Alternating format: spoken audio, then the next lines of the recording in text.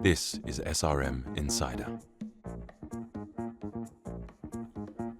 Hi, welcome to the SRM Insider Podcast. My name is Matt Menheimer, and I'll be your host for today. Now, here at SRM, a consistent challenge we see with our clients is understanding what is the current and upcoming regulatory landscape look like. We see a lot of organizations want to understand what regulations are going to impact them in their business. How do they need to get compliant with these regulations? And what are some of the issues that their business might struggle with when trying to get compliant? As such, we thought it'd be really prudent to take a look at the global cybersecurity regulatory landscape. So we created a 4-part series where we'll be diving into upcoming regulations in the United Kingdom, Europe, Asia, and the United States. On this episode, we're going to be diving into the United Kingdom and their upcoming regulations. And to cover that with me today are two of my colleagues, Catherine Kearns, who is our head of proactive services here at SRM, and Mike Groves, who leads our cyber advisory practice in the UK. Catherine, Mike, it's great to have you here today. Thank you for joining us. Thanks, Matt. Good to be here. Great. So to dive right in, what does the current cyber regulations landscape look like in the UK? Well, let me kick us off, Matt, here on this. In short, the ecosystem of cyber regulations right now is vast and it's becoming more complex. To add a little bit of color to that, we are seeing that the volume of regulatory sources is growing. We have regulations coming out of the UK, regulations coming out of the EU, in the US, and the Asia, as you've just highlighted. So actually, there's a lot of different regulations from various sources that are affecting companies operating cross-border. Regulators are truly racing to the top in developing laws that protect critical infrastructures, critical services, sensitive data. And what we are seeing, these regulations enforce controls that go well beyond basic cybersecurity hygiene. Security standards that are coming out now are divergent. They will be difficult to implement in highly complex, especially cross-border organizations.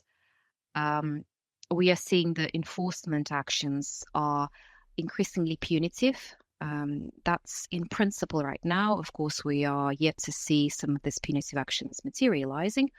But in principle, there's a board level responsibilities. There are administrative criminal charges in some of these regulations. So the enforcements are fairly strong.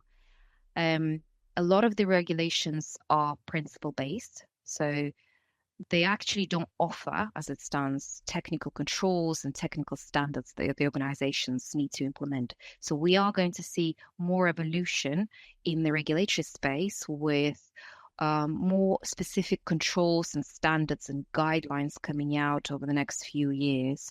And as it stands, the directives and the regulations themselves are quite inspecific.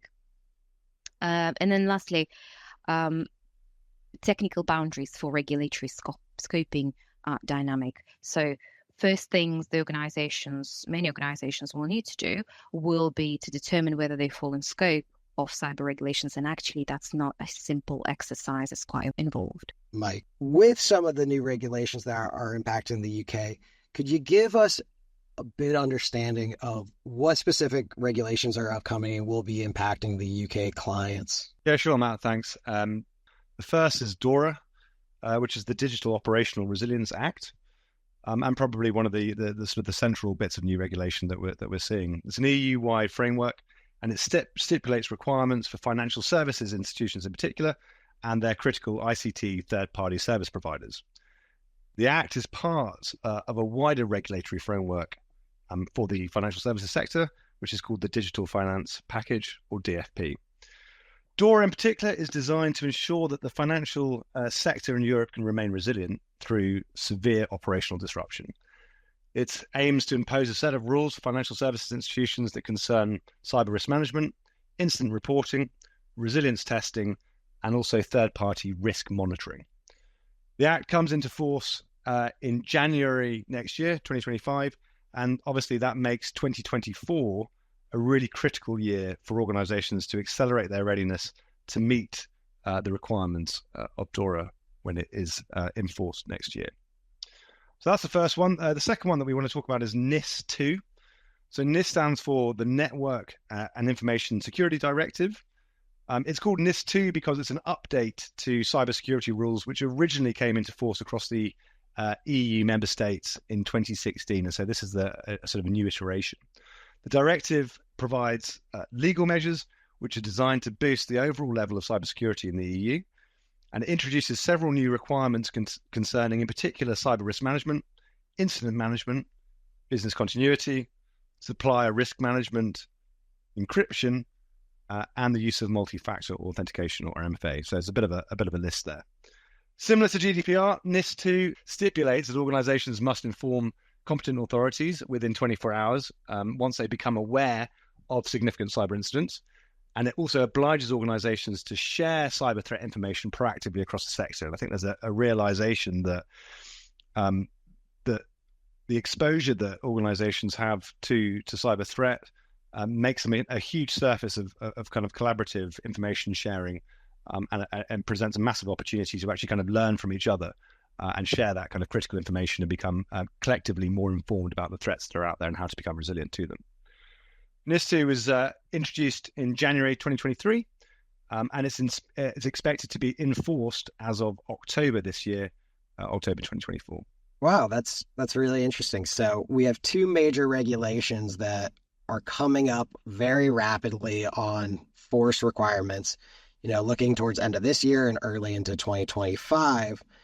I know that we'll actually be speaking a bit more in depth about NIS2 and DORA in some of our upcoming episodes, but I really appreciate that overview, Mike. That's really interesting. Now, I know that there has been some discussions around PCI. Could you tell me a little bit more about that? Sure, Matt. So I'll chip in on PCI. Of course, Payment Card Industry Data Security Standard version 4 was released on 31st of March 2022. The previous version 3.2.1, is now retired. It retired as of end of March this year, and now businesses have 2 years to transition to the new version. Now, many organizations are familiar with PCI and have been working against PCI requirements for a number of years. What sets the new version apart is that it introduces much stricter requirements for securing payment card data. It covers much stronger controls, MFA, encryption, monitoring and logging of security events. It drives documented incident response plans stronger than it did before. Additionally, there is a third-party risk agenda that's coming to light, and it's going to present a challenge for many organizations that share payment card data with their vendors, suppliers, business partners. So, as such, it is the same PCI standard that we've known before, but it introduces much stronger, more challenging controls. I'd actually like to add another security standard that UK organizations have to be aware of. That's TSA, Telecom Security Act. What happened there is, back in 2019, the UK government, DCMS, that's Department for Digital Culture and Media and Sports, performed an assessment of the UK's supply arrangements for the telco networks. And this assessment identified that the UK needs a new, fundamentally different security framework for organizations operating within the telco sector to secure this critically part of critical national infrastructure in this country. And the government has subsequently established a new security framework through the Telecommunications Act, which came into force on the 1st of October 2022. It's a new framework that sets out stringent security standards that's designed to promote resilience and integrity of core telco networks in the UK. And it is expected to bring significant change not only to the UK telco operators, but also far beyond. It will send a ripple effect across the telecommunications networks elsewhere in the world. we will see the telco industry shifting from siloed, more compliance-based security initiatives to more threat-led security transformation that the TSA drives, which is obviously different from the impactful legal frameworks such as GDPR. And of course, let's not forget the EU Cyber Resilience Act, which is going to be converted into law in autumn 2024, and it's an act that is designed to promote security within the digital supply chains and all the digital products that are offered to the EU market. So stay tuned on that. All right, yeah, no, we absolutely will stay tuned to that.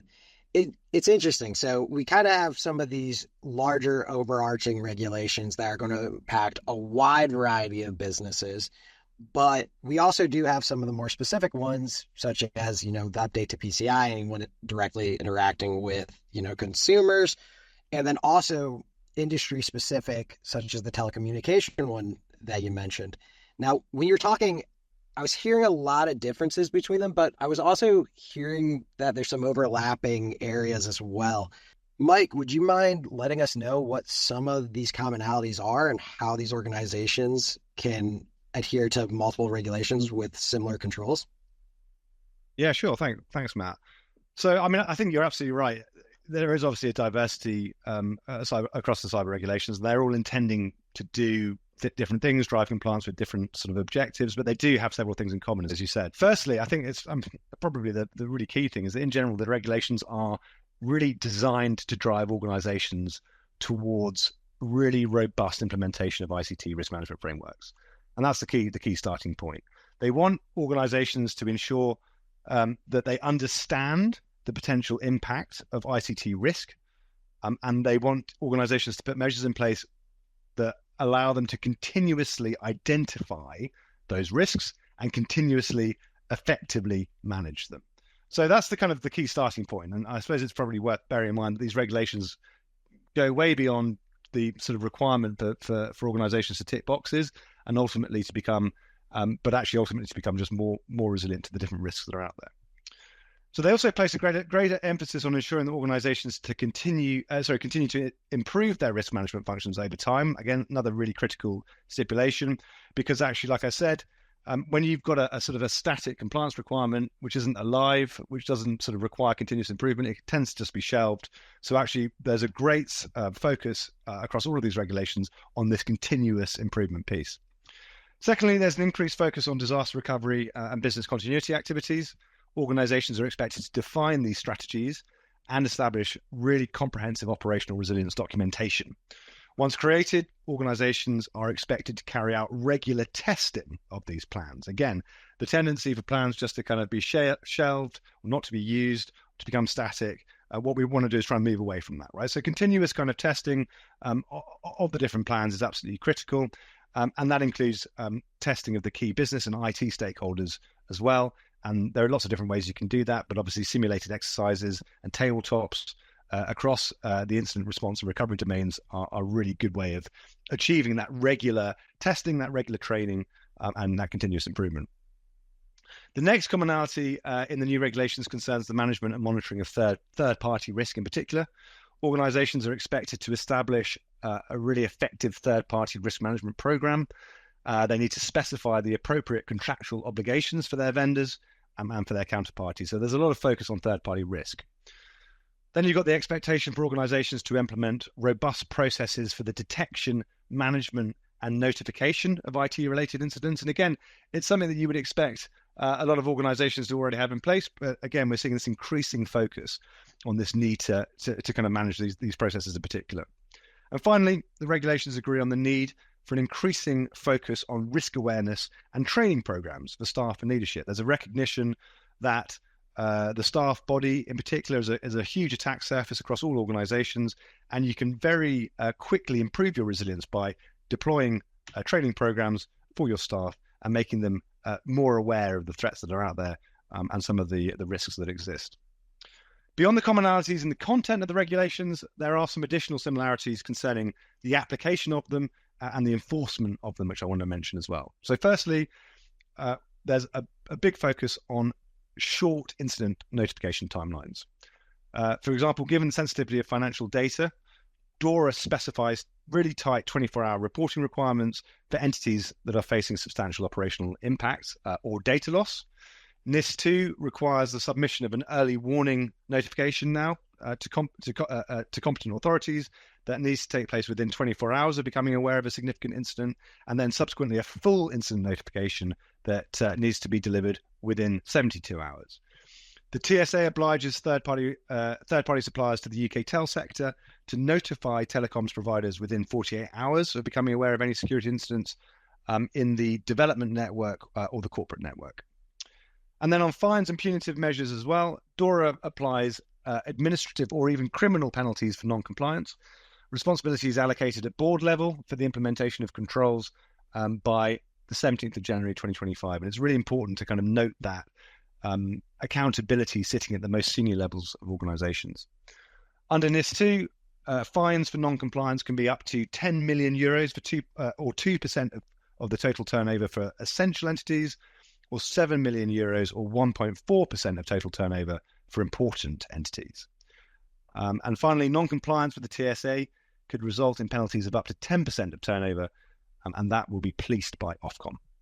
All right, great. So we're seeing an increase, importance on resiliency through that disaster recovery, business continuity. Really understanding and diving into that third-party risk management seems to be a large focus on these, and making sure that you have training awareness in place, but also those increased timelines for reporting, and that it is important to get your notifications out to the correct stakeholders in a shorter SLA.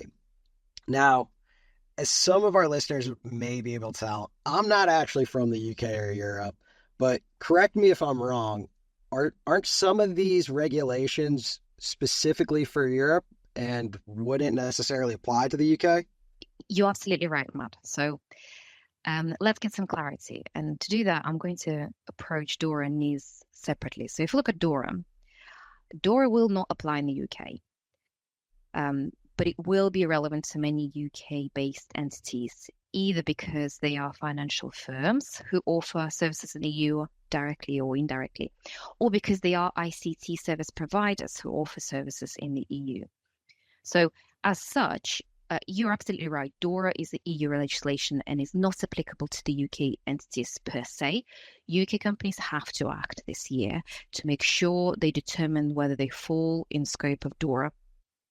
And they can do that based on looking at sorts of the broad range of financial activities that are included in the coverage of DORA and determining whether their firm provides those activities within the EU jurisdictions. NIS2, again, does not apply directly to UK businesses. The UK is not implementing NIS2 because it's no longer bound by the EU legislation, but you may know that we do have our own version of NIS directive. And what will happen, the UK government will implement changes to that existing NIS directive. For example, we will see things like addition of managed service providers, or what's referred to as RDSP, Relevant Digital Services Providers, into the scope of a UK NIS. We will see more supply chain security related policies included. We'll see increasing in incident reporting related obligations. We'll see UK government gaining powers to amend NIS regulation going forward, naturally to make sure it remains relevant and stays effective. So we will see the evolution of the UK NIS directive going forward as soon as the parliamentary time allows. Another thing I wanted to add here is a question often arises: which of the two regulations prevails, DORA or NIS2, if an organization in principle falls under both? And just to add a little bit more clarity here, a business that is targeted by both DORA and NIS2 will be subject to DORA first and foremost. NIS2 is a directive, and as such, it's a general law, while DORA is a specific law. It's directed at certain certain industries, certain sectors in the EU only. So not only UK entities have to determine whether they are subject to DORA and NIS2, they also have to determine whether they have to look at DORA or NIS2 specifically. And if they fall under both, DORA is the prevalent piece of legislation for them. Wow, that's really interesting. So if I'm hearing it right, even if you're UK entity, one, you should absolutely look in to see if you have to be in compliance with DORA or NIS2 because of operating in Europe. But if you are completely UK based, it's probably important to start looking at these because, as you mentioned, while the UK government doesn't have to abide by NIS2, they are going to be making some updates once we get through that parliamentary cycle to their existing NIS standard. So that we'll probably see similar changes go through that affect those types of organizations as well. And of course, if you do have to go with both, you have to make sure that you're absolutely in compliance with DORA before you start tackling that NIS2. That definitely can get really challenging. And I imagine we have a lot of clients that have difficulty understanding what they're required to do during that. So how have we helped our clients prepare for some of these upcoming compliance obligations in response to some of the changes? So I'll highlight a few pieces to start with. One is establishing an ICT risk management framework. Important piece, very strongly driven by both DORA and NIS2 laws. It's essentially the core piece of work that an organization has to go through as their first step towards compliance. So ensuring that there is an appropriate level of security founded on a risk-based approach, to me, is the core first step organizations have to look at to prepare. I would also highlight supply chain security, determining critical suppliers and the risks that are coming out of those critical suppliers and monitoring that risks and managing it to reduction is a challenging and a very involved exercise. And both DORA and NIS2 have very strong clauses around third-party risk management. So I would encourage organizations to strongly look at establishing a robust third-party risk management program.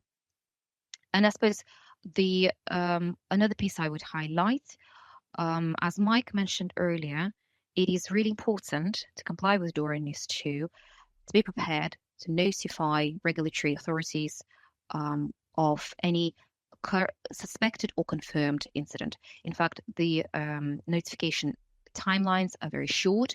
They are akin to what we have seen with GDPR. So having robust ID, disaster recovery plans and notification procedures is really important. And exercising those plans, procedures and notifications is also important to make sure they are effective and working.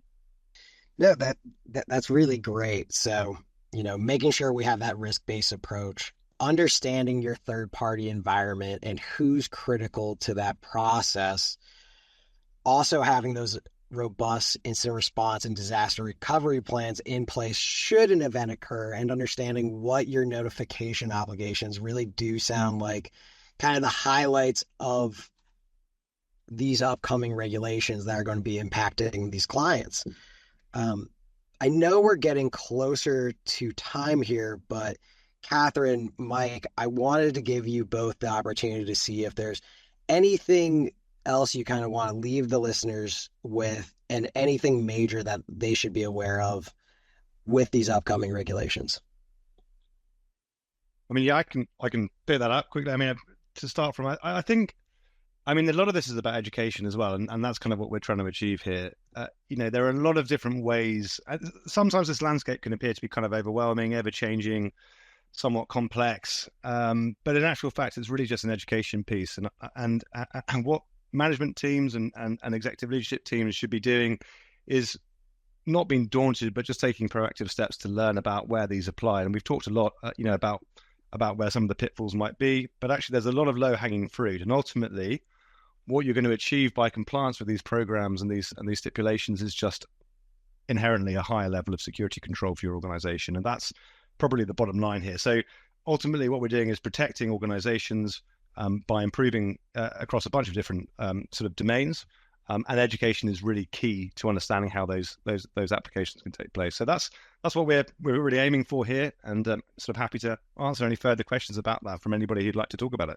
I will chime in, actually. Mike has made a really important point. Avoiding fines and punitive measures that are enforced by the legislation is one thing. But what we have seen is organizations driving compliance initiatives in order to protect their customers, adhere to customers' expectations, and to protect their brand and reputation. So actually, it's not so much the compliance and the punitive measures that drives organizations towards looking at the regulations. It's brand, reputation, security of their environment, security of their critical data, and responding to what customers naturally expect. And I suppose the last point I would leave our listeners with is the scoping piece. As you have mentioned, Matt, it's determining the scope of kind of that regulatory compliance for an organization based in the UK is becoming increasingly challenging. Not only you have to determine whether it's DORA or NIS2 that you have to comply with, NIS2 doesn't make it very simple to determine whether the particular sector organization operates in falls within important or essential entities. So first and foremost, determining the scope of compliance to DORA and or NIS2 is incredibly important and will be quite a challenging, involved piece. Oh, that's great. And it's really interesting, right? So from what I'm hearing is know yourself, know your organization, what sort of regulatory issues or drivers are going to be applicable for your business, but also understand what your clients are looking for, and understanding that they're also going to be looking for you to be compliant with some of these regulations and changes in the industry. And of course, as Mike, as you noted, being that proactive board or executive team of understanding how this is, not just a cost for the business, but something that really should be driving that good governance and better education so that the business stays secure. I really appreciate all those insights and really all the insights you provided over the UK regulatory landscape over this episode. I just want to say, Catherine, Mike, thank you so much for being on the first episode of this regulatory series. We really appreciate it.